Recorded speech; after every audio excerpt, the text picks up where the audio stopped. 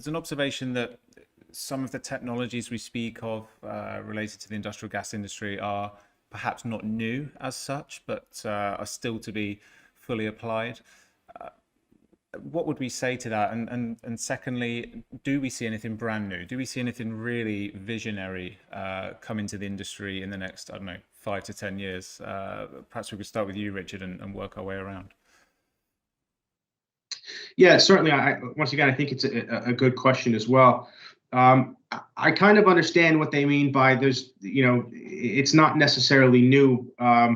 But I think one of the exciting things is our new applications. So, hydrogen being a massive force right now in the world. There's new hydrogen applications popping up all over the place, and companies are trying to determine whether or not we should invest heavily in certain parts of that. And I go back to some of the R&D projects where it might not be for commercial use to monitor a certain asset, but it might be to sort of gather information as to whether or not we should enter this market with this particular type of asset. So, although, at the end of the day, in the industrial gas industry is, we're separating air and finding new applications and moving molecules around. But I think it's on the application side. It might not be, upstream. It's more the downstream applications where I think that's where the sort of growth area is for